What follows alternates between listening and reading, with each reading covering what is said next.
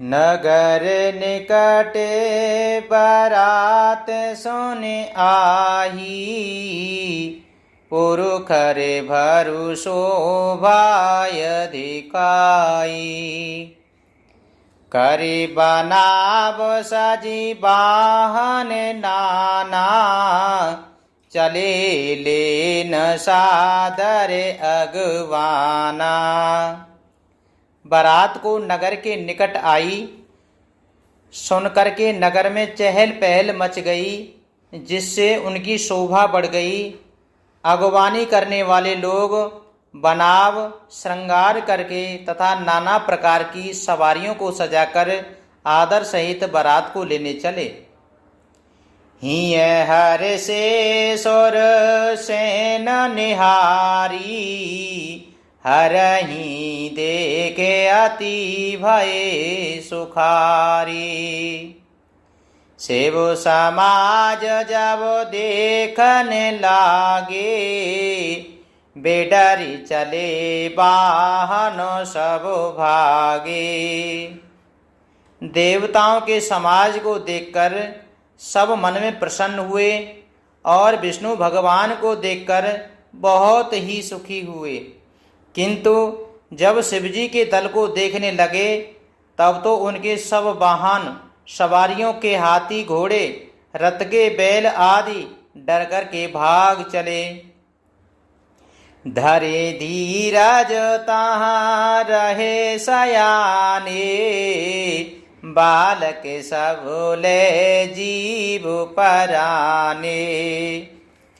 गए भवन पूछहि पे तो माता, कयहि बचन भय कंपित गाता। कुछ बड़ी उम्र के समझदार लोग धीरज धर करके वहाँ डटे रहे। लड़के तो सब अपने प्राण लेकर के भागे। घर पहुँचने पर जब माता पिता पूछते हैं, तब वे भय से काँपते हुए शरीर से ऐसा वचन कहते हैं, कही ये कहा कही जाए न बाता, जम कर धार के धों बरी आता। बरु बोराय बसह असवारा, व्याल कपाल विभूषण छारा। क्या कहें, कोई बात कही नहीं जाती। यह बारात है या यमराज की सेना। दूल्हा पागल है और बैल पर सवार है। सांप, कपाल और राख ही उसके गहने हैं। तन छारे ब्याले कपाल भूषण, नगन जटिल भयंकरा। संग भूत प्रेत पिशाच जोगिन, बिकट मुख रजनी चरा।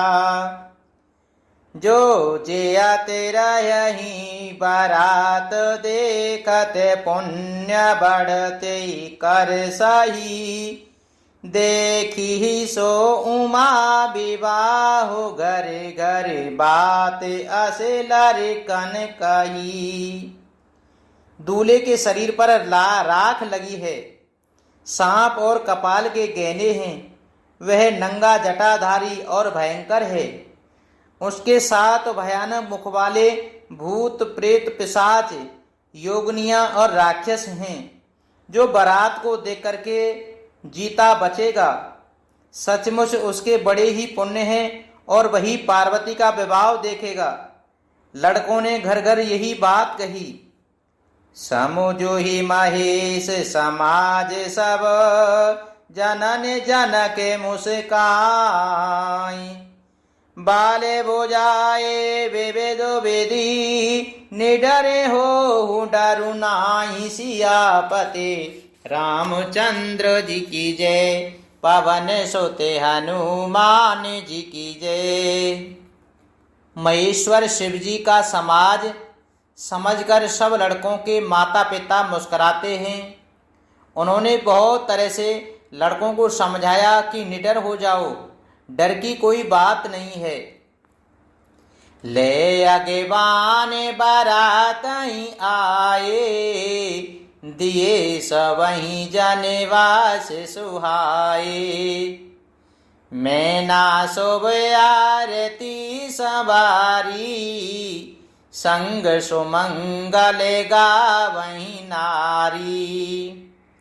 अगवान लोग बारात को लेवा लाए, उन्होंने सबको सुंदर जनवासे ठहराए। मैना पार्वती जी की माता ने शुभ आरती सजाई और उनके साथ की स्त्रियां उत्तम मंगल गीत गाने लगीं।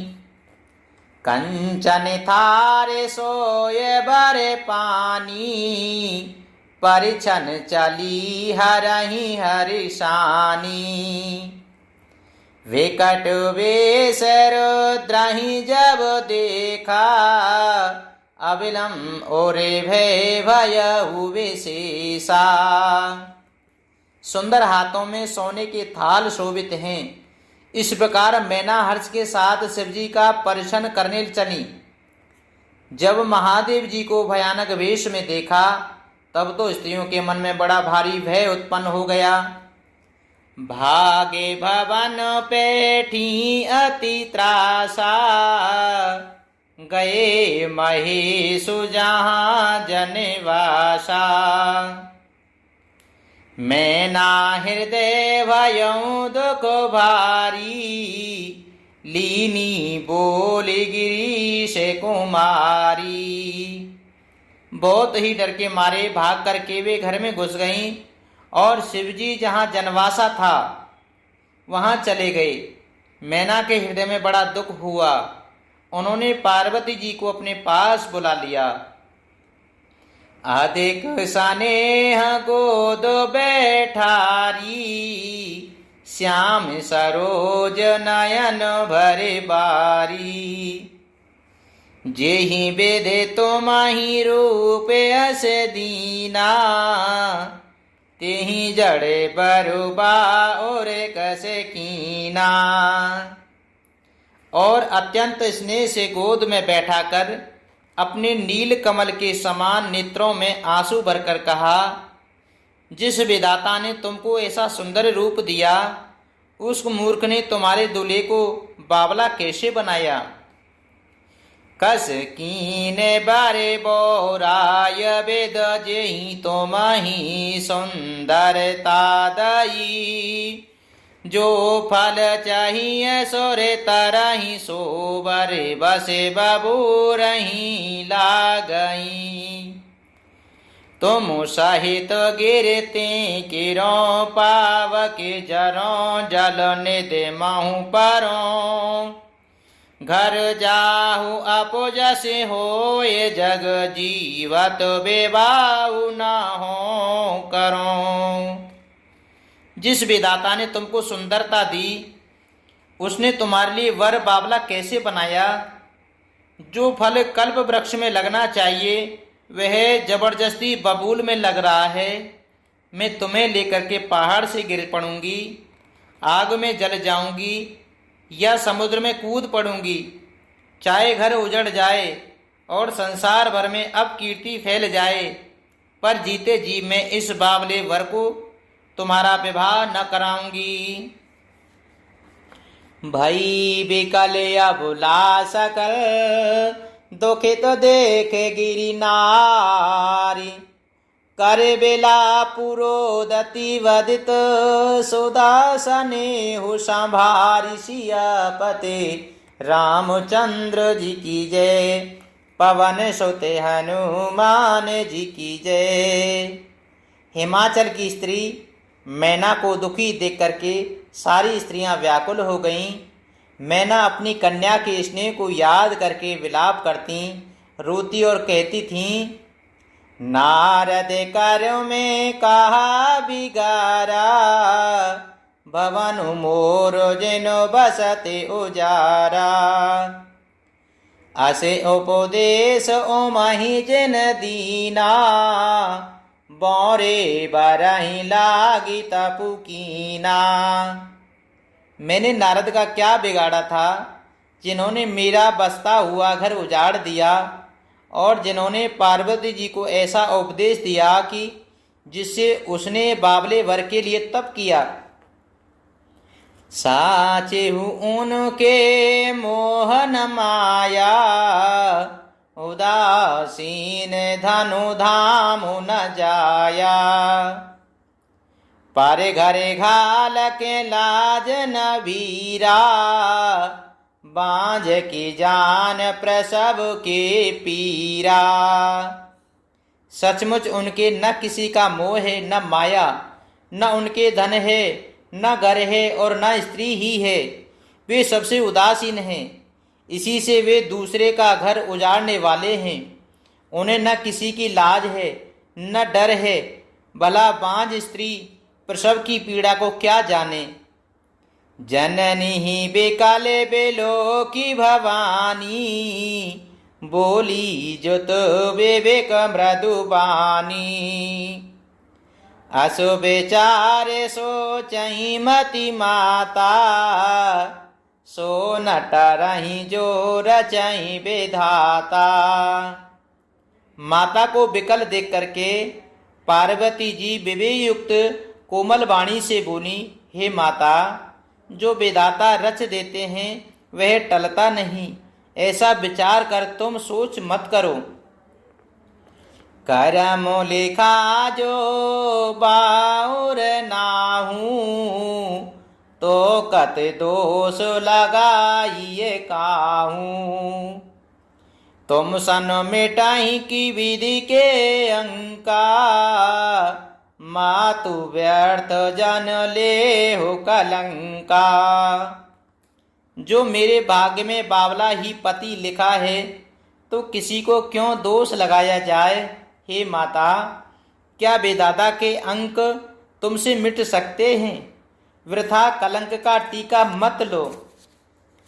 जन ले हो मातु कलंक, करे ना परिहरहूँ अब सरे नहीं। दुख सुख जो लेखा ले लार, हमोरे जावो जा पाओ तहीं। सोनी उमा बचन विनीत, कोमल सकले अबुला सोचही। बहु भांति विदहि लगाए, दूषण नयन बार विमोचही। हे माता, कलंक मत लो, रोना छोड़ो। यह अवसर विषाद करने का नहीं। मेरे भाग्य में जो दुख सुख लिखा है, उसे मैं जहाँ जाऊंगी वहीं पाऊंगी।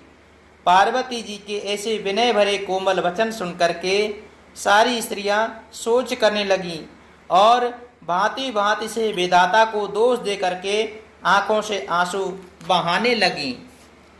कि अब सारे नारद सहित आरो ऋषि सप्त समेत, समाचार सुने तुहि नगिरी। गबुने तुरत निकेत सियापति, रामचंद्र जी की जय। पवन सुते हनुमान जी की जय। इस समाचार को सुनते ही हिमाचल उसी समय नारद जी और सप्त ऋषियों को साथ लेकर के अपने घर गए। मंगल भवने अमंगल हारी, द्रवहु सुदशरथ अजेर बिहारी। दीन दयाल बिरज सम भारी, हरे हो नाथ मम संकट भारी।